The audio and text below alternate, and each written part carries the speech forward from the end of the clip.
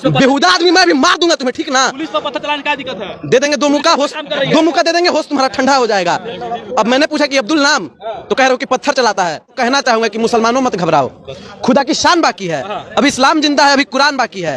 और ये नफरती लोग क्या समझते हैं जो तुमसे रोज उलझते हैं, अभी तो करबला का आखिरी मैदान बाकी है। मेरा नाम है डॉक्टर अमितेश पांडे। अब्दुल पांडे नहीं है मेरा, एक मिनट, क्या बोले आप? हमसे बड़े हिंदू हैं आप, हमसे बड़े सनातनी हैं आप। बताइए हमारे धर्म का क्या नाम है? हमारे धर्म का क्या नाम है? धर्म का क्या नाम है?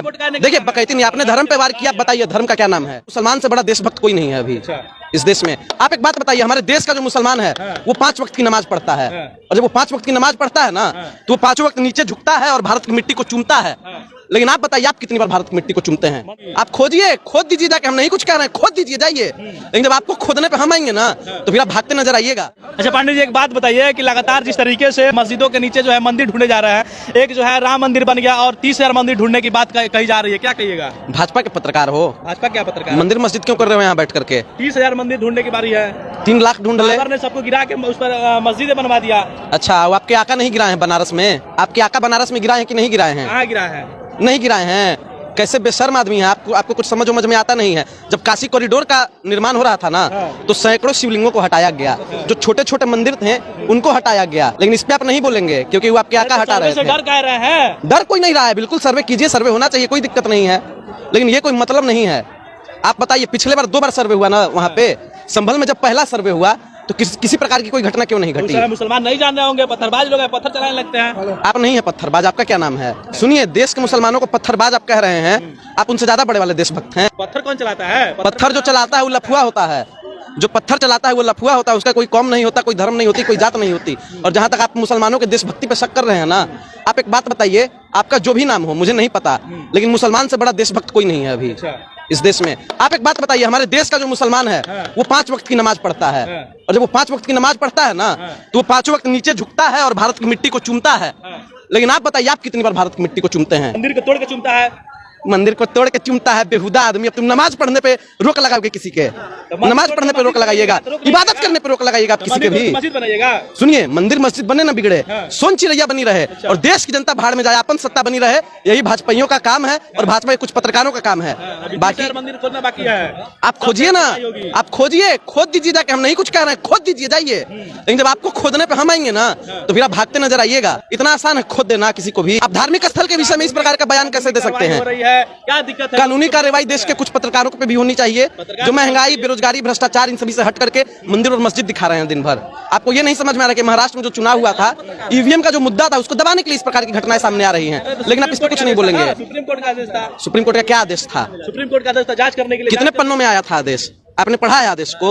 सुनिए, डिग्री क्या है आपकी? पुलिस ऐसे चल गई है। साहब की तरह आप डिग्री नहीं दिखाएंगे। अगर आप साहब की तरह डिग्री नहीं दिखाएंगे तो मैं भी अपनी डिग्री नहीं दिखाऊंगा। मेरा नाम आपको पता है पहले? अमितेश पांडे है। नहीं, मेरा नाम है डॉक्टर अमितेश पांडे। अब्दुल पांडे नहीं है? मेरा, एक मिनट, क्या बोले आप? अब्दुल पांडे नहीं है? अब्दुल पांडे कहाँ से आ गया? पांडे आपको सरनेम दिख रहा है कि नहीं? हिंदू है। कौन कह रहा है? आप तय करेंगे। हमसे बड़े हिंदू हैं आप, हमसे बड़े सनातनी हैं आप।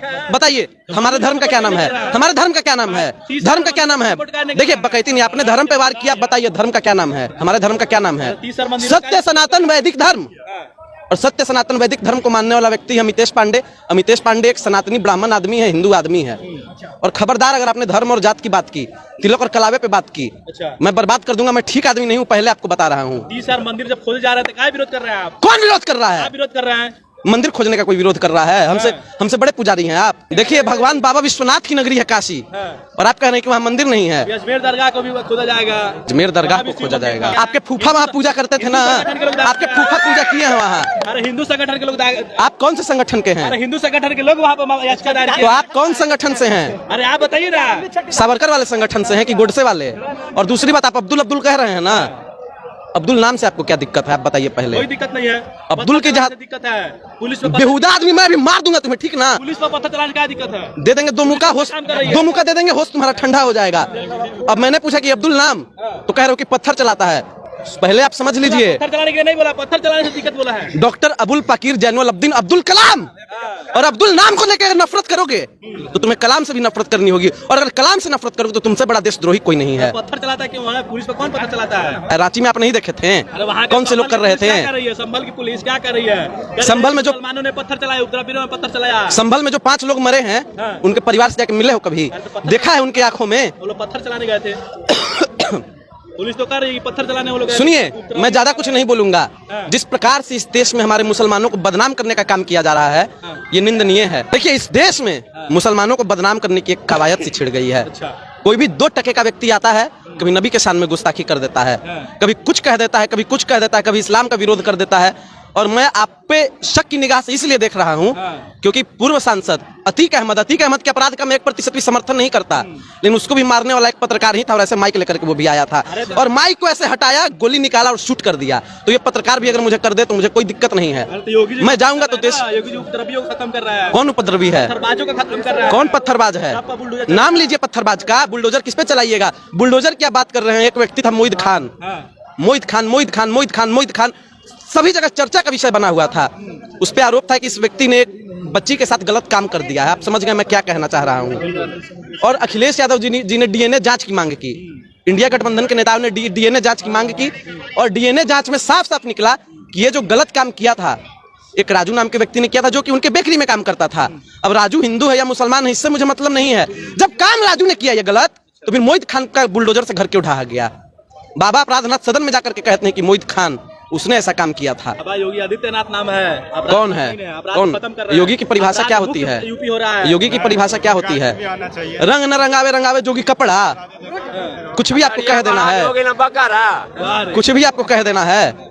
देखिए, जहाँ तक एक और बात है, देश के मुसलमानों को घबराने की जरूरत नहीं है। मुसलमानों के बारे में क्या कहिएगा इस तरीके से? देखिए, अगर मुसलमानों को अभी परेशान किया जा रहा है, उनके इबादत करने की जगह को छीनने का प्रयास किया जा रहा है। आपने देखा होगा किस प्रकार से पिछले साल दिल्ली में कैसे नमाजी मुसलमानों को लात मारने का काम किया था एक पुलिस अफसर ने।